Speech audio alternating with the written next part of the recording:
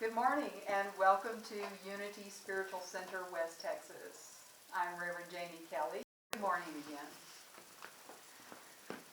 The name of my talk is Be the Observer. What I am talking about today is more than simply not talking and listening and paying attention. That is being the observer on a more superficial level. We would each do well to observe more and maybe be quiet a little more and just pay attention. From that level, from that superficial level, here are some statistics. Research shows that in every 15-minute period, that our mind wanders 47% of the time. This was from Stanford University research. How they achieved that, I have no idea. But 47% of the time, in a 15-minute period, our mind wanders. When I was putting this talk together and doing the research on it, I thought to myself, okay, in a 30 or 40-minute talk that I do on Sunday morning, about half of the time, nobody's listening. So I just found it amusing. Many years ago, I decided not to take it personally if people are not just glued to everything that I say. It's my belief that we get what we need to get at the time that we need to get it. All is in divine order. We have so much information thrown at us these days. We have more information. Part of the research says that there's been a marked increase in the last 25 years in the amount of information that we receive. So it becomes even a little more difficult for us to weed out information. We have things coming at us from TV commercials, billboards, magazines, internet ads, work information, labels to read, traffic signs, maps, and instructions, assembly instructions, and on and on and on and on. Kind of makes me tired just to talk about it. That is why today it is more important than it has been in the last 25 years to select what we put into our conscious awareness. It's very important. There is a saying, a little platitude, beauty in, beauty out, garbage in, garbage out. It really is a simplified way of saying whatever we put in is what we give out into the world. So it's very important to pay attention to what comes in.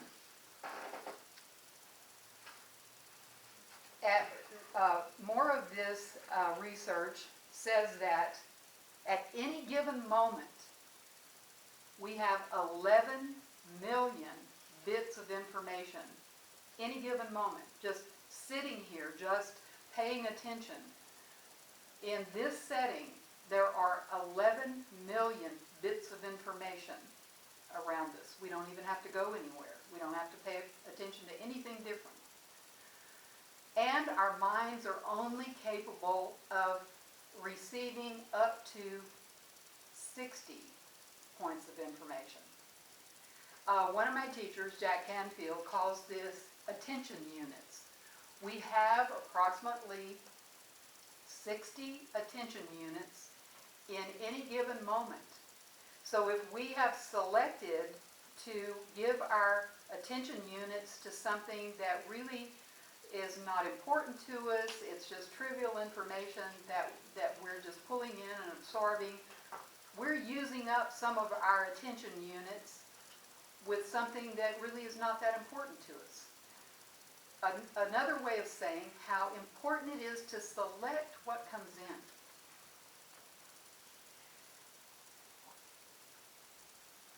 And so, that brings up multitasking.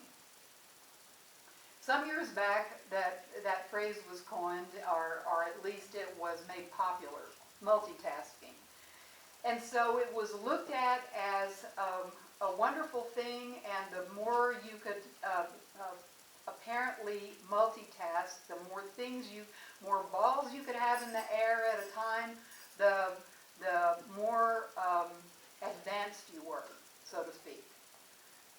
And so in recent years, and probably I've been looking at this for a very long time, years, but there is research from University of Sussex in the UK that has studied multitasking extensively.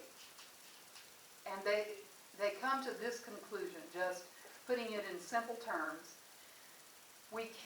Our brain cannot manage more than one thing at a time. What we're calling multitasking, they say, they're calling it the ping pong effect. That we take our attention from one thing to another thing. Say we have two things that we're paying attention to. And so we're taking our attention from one to the other and back and forth and back and forth.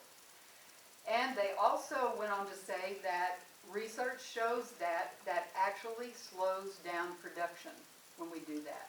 That we are far more productive and we are able to go deeper if we do one thing at a time, complete it, and move on to something else. Part of their study had to do with a simple thing as sitting in front of the TV, watching TV, and texting at the same time. Their finding was that in that period of time, we lose approximately 15 IQ points trying to do those two simple things at one time. So that gives you an overview of the superficial type of being the observer and paying attention. For our purposes today, what I'm really going to talk about is being the observer in a deeper sort of way.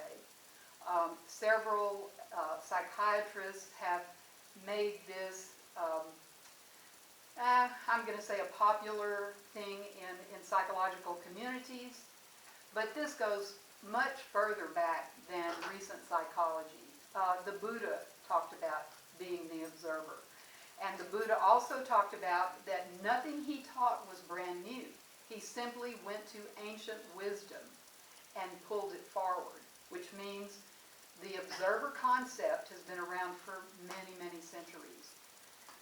And what I'm talking about today about the observer is that place within every human being where we are able to, it's difficult for me anyway, it's difficult for me to describe because it's one of those things, it's sort of like describing God. Until we experience God, we don't really have words that will sufficiently describe God. We must experience God for ourselves. Being the observer is the same basic concept, that we must experience it for ourselves to truly know what it is. So what I'm going to do is to relate to you the first time that I experienced being the observer.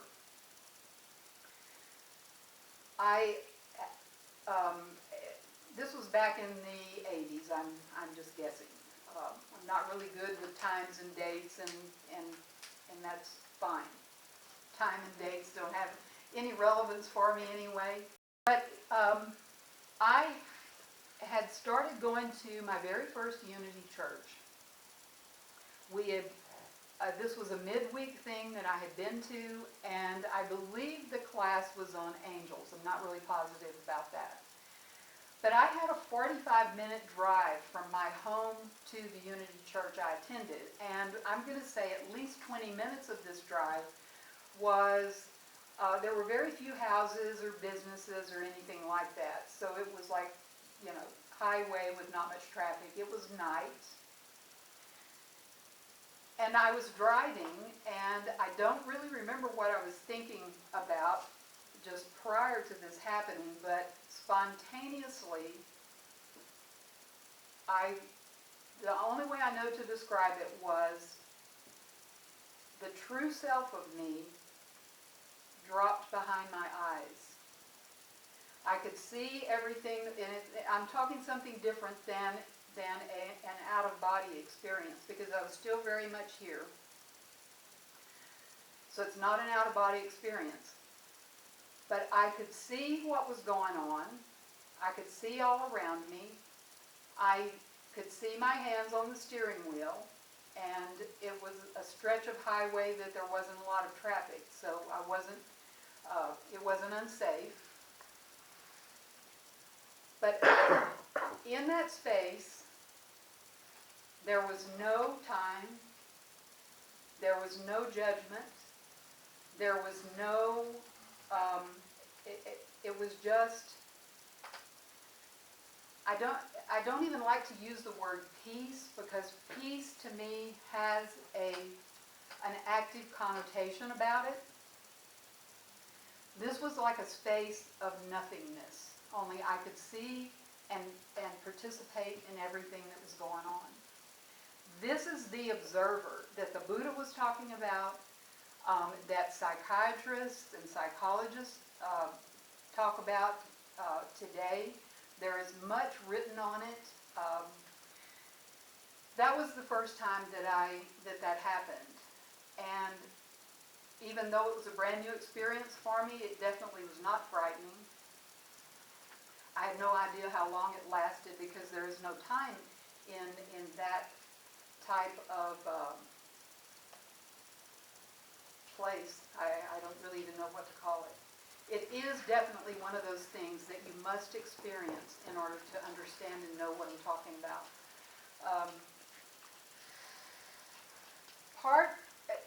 And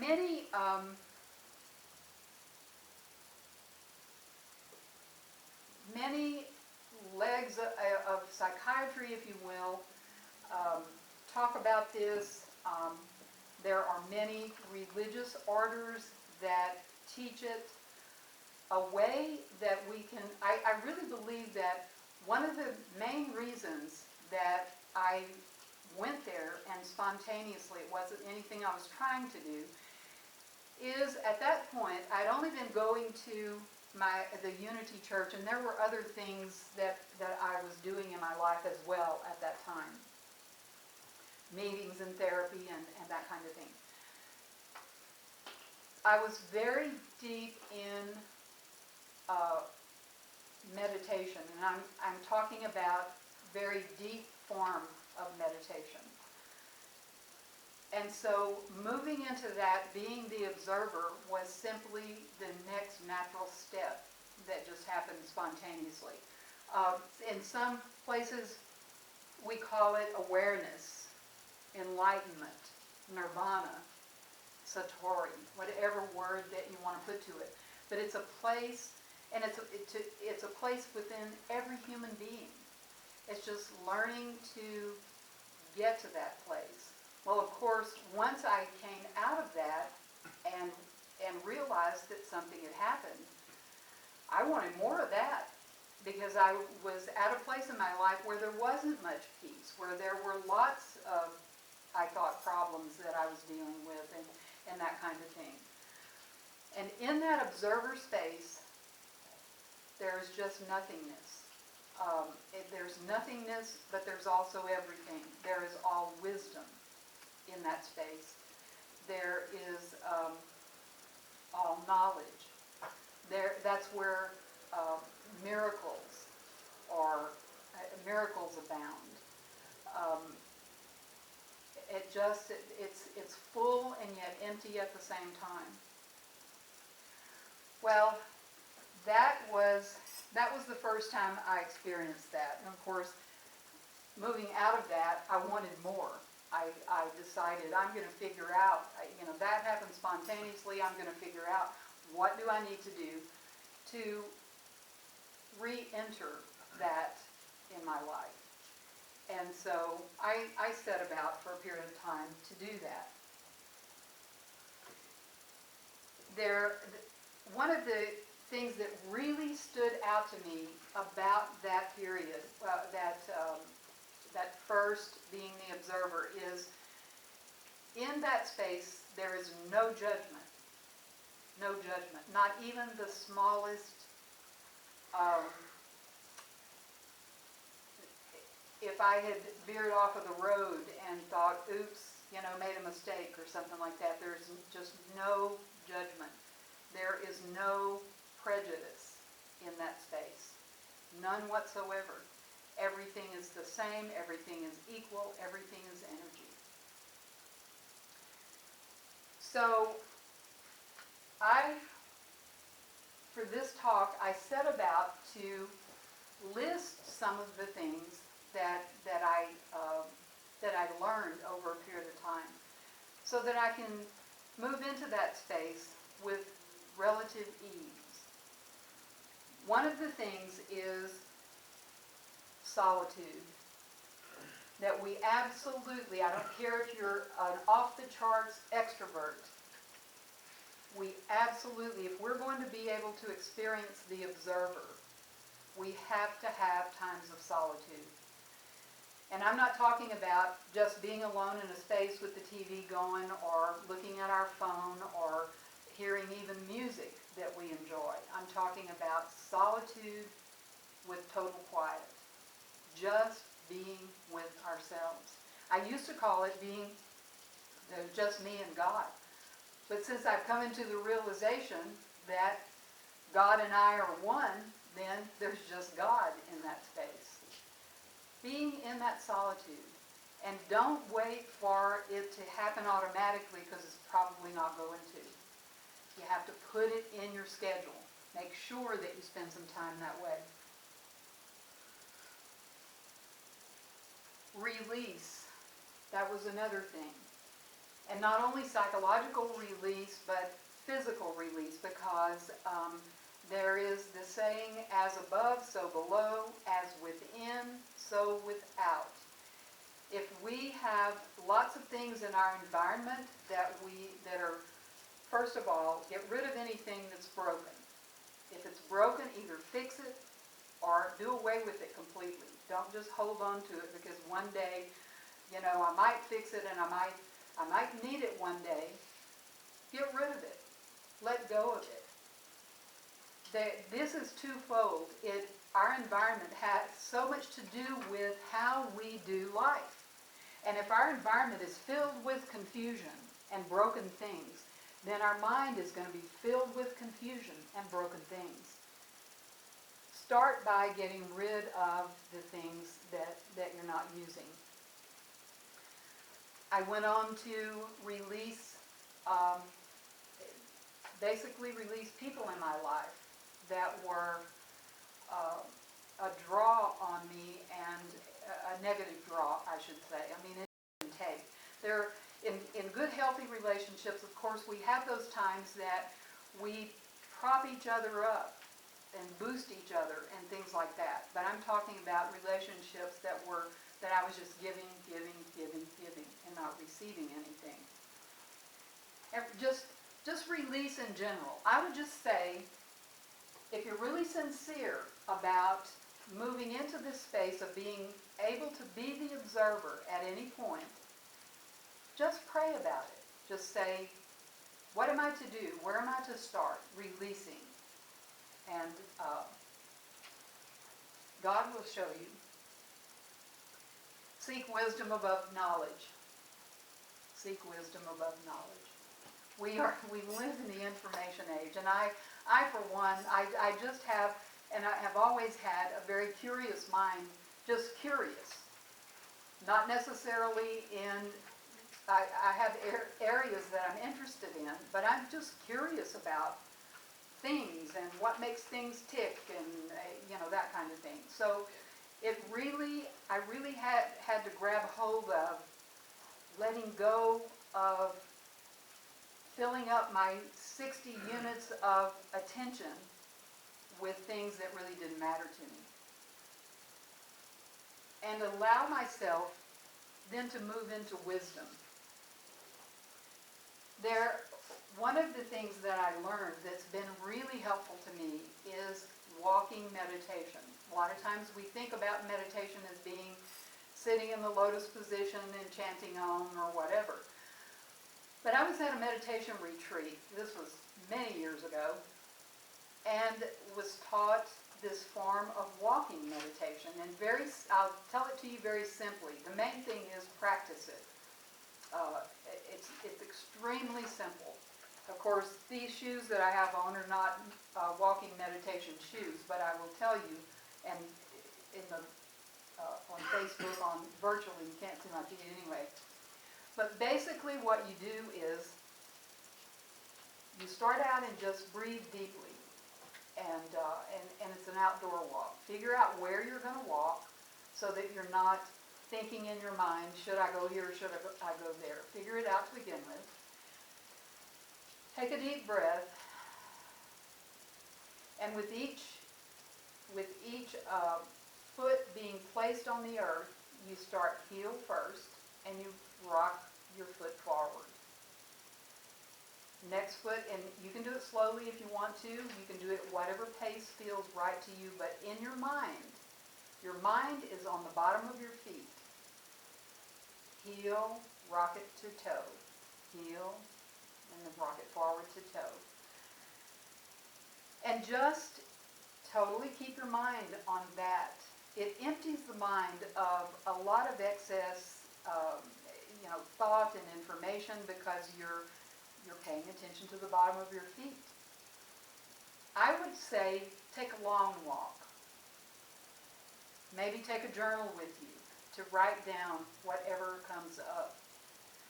But I've found that is being in nature, being that focused on something that has nothing really to do with thought processes, focused on the bottom of the foot, opens up my mind and connects with that wisdom that we all have access to. And I'm very visual, and to me, the wisdom, divine ideas, inventions, all of that is like a mist. I see it as a mist right above our heads all the time. There never is a moment that we don't have it.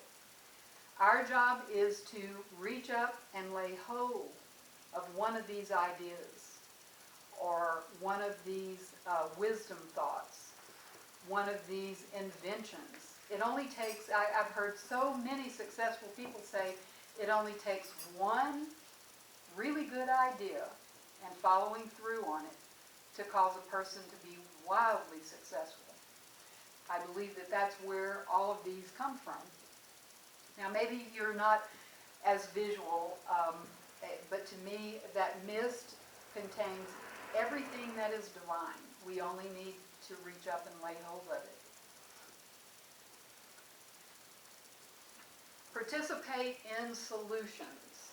Now to me this one is, it can be completely charged with a lot.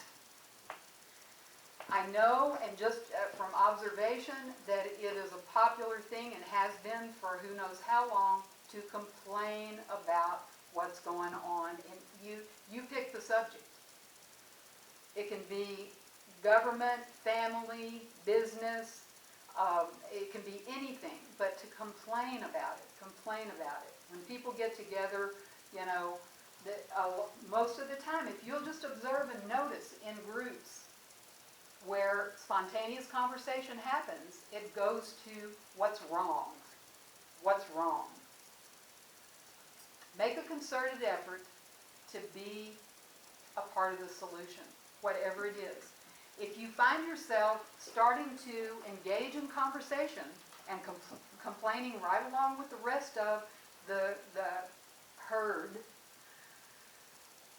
just take a deep breath and either offer a solution or just remain silent.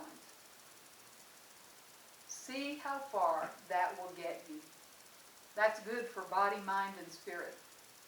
Another thing is release yourself, and this one to me is huge. Release yourself from herd mentality. It connects with the one that I just got through saying. Herd mentality. We are in it. Most of us before we know what's going on. We have bought into what is the popular thing to think, and maybe it's not the most popular thing to think and speak about. Maybe it's the second or third most popular, but we find our group, our herd. It's good to have a tribe. I mean, these days that term is pretty popular. Finding your tribe, which is great. But not to get connected, so connected with the herd mentality that you veer from whatever is your purpose for your life. I'll give an example in my own life. Being a hairstylist for 30 plus years was a very enriching experience for me, and one of the things that I learned from that is that how would I say it? There are things that are collective consciousness that I choose not to buy into. I would see it happening around me. I would see these same people over and over for years and years and years because I was in the same place for more than 20 years. So I would see what would happen in people's lives with certain habits and that kind of thing. And I would deduce from that, I choose something different for my life because I can see where that takes me. An example is many years ago, I decided that, I'll just tell you, I don't do it perfectly, but I decided not to buy into the herd mentality about aging. 30 plus years was a very enriching experience for me, and one of the things that I learned from that is that how would I say it? There are things that are collective consciousness that I choose not to buy into. I would see it happening around me.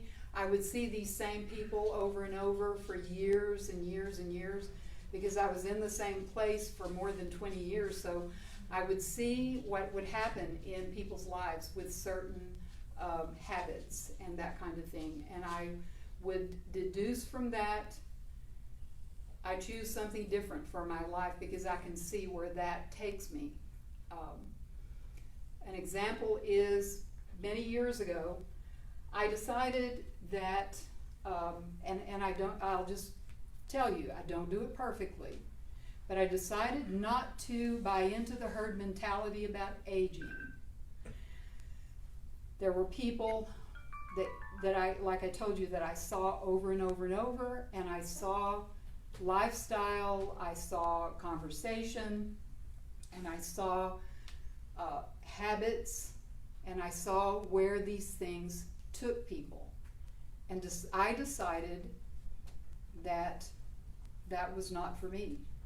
That decision is still in place. Like I said, I don't do it perfectly, but there are things that I definitely don't buy into in the aging process. And I'm not just talking about outer aging. I'm talking about emotions, intellect, and on and on and on. There again, when we're together, I would invite you not to be a judge, but this is one of the ways that I decided not to be in the herd mentality.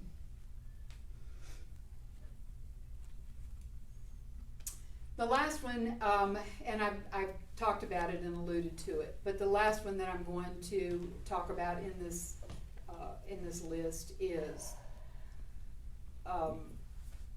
meditation. I'm talking about meditation on a level that is more than, and I'm not saying don't do meditation unless you can do it this way. Any meditation is better than nothing.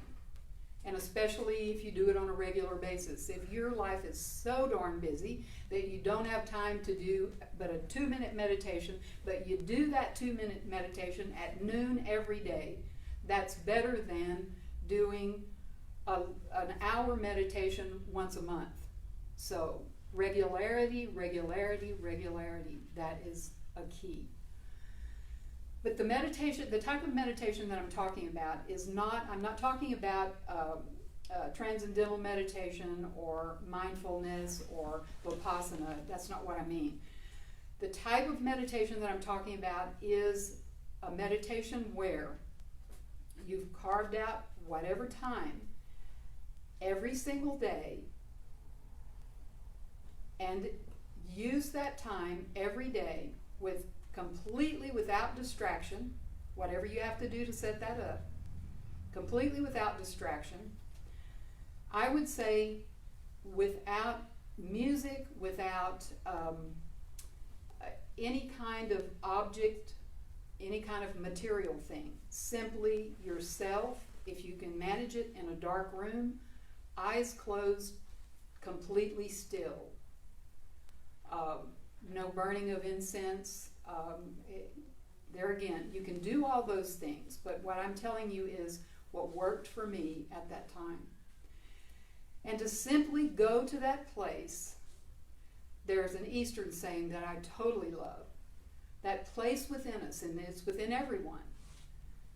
Water cannot wet, wind cannot dry, fire cannot burn, and weapons cannot destroy. There is a place within us, and that's it.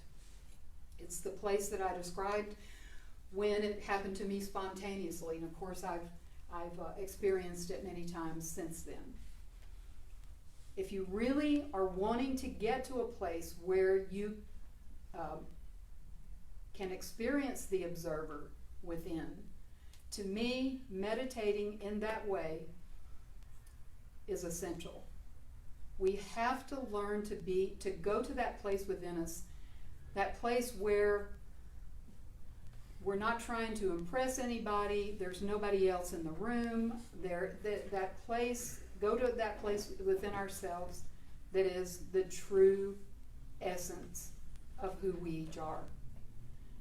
Nothing extraneous, nothing, it reminds me, excuse me, Blaise Pascal, I think he was 16th century, I'm not real sure, very famous philosopher, said, all of a person's ills stem from not being able to sit in a room, a quiet room, completely alone, totally with oneself.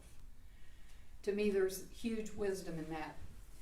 So now we're going to move into meditation. And with the description that I just got through giving you, as best you can in this setting. Now realize we're a group of people, we're in a room with people. But take yourself, I invite you to close your eyes.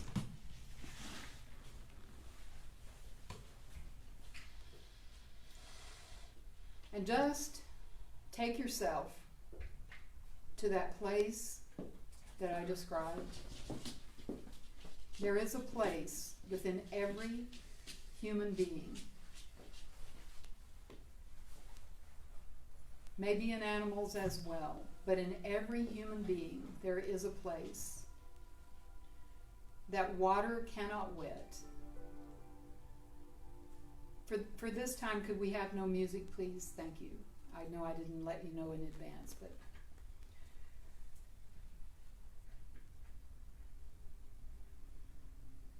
and so we just move back to, we don't allow for disruption within ourselves. We move back to that place. Maybe we need to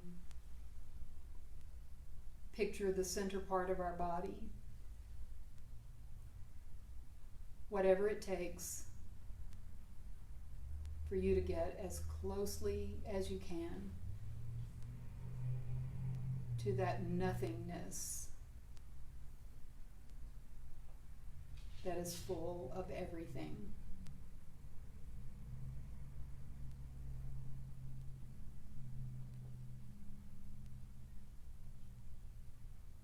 And just notice your breath. We only bring our attention to the breath to help us release thought from the mind. If our attention is on the breath, then we're less likely to be thinking thoughts.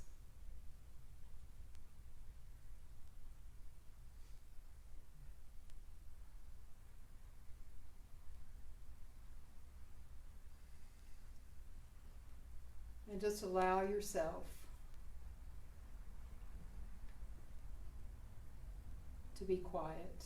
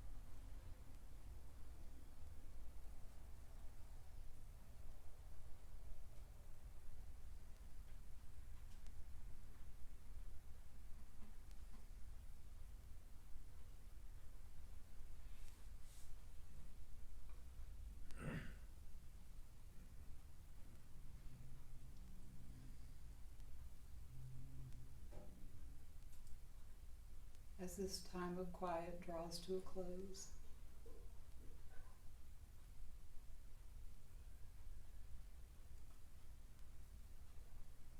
we are well aware that we can move back to this quiet whenever we choose.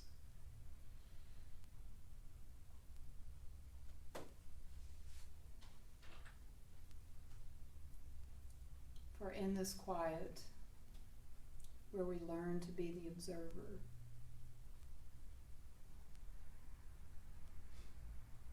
there is all wisdom,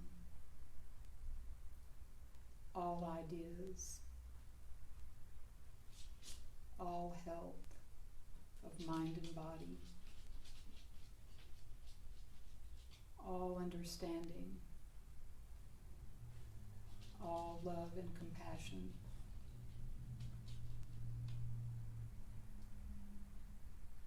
In the space of being the observer, all of the purity exists. Every sought after thing in its purest form exists in being the observer.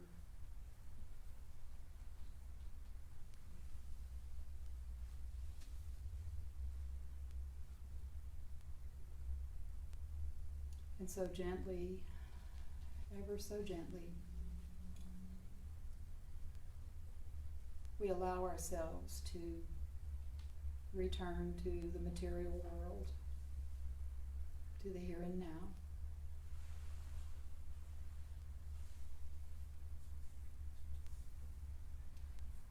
And as is our tradition, we end this time by saying the Lord's Prayer. Our Father, who art in heaven, hallowed be thy name. Thy kingdom come, thy will be done, on earth as it is in heaven. Give us this day our daily bread, and forgive us our trespasses, as we forgive those who trespass against us. Lead us not in temptation, but deliver us from evil. For thine is the kingdom, and the power, and the glory forever. Amen. Namaste.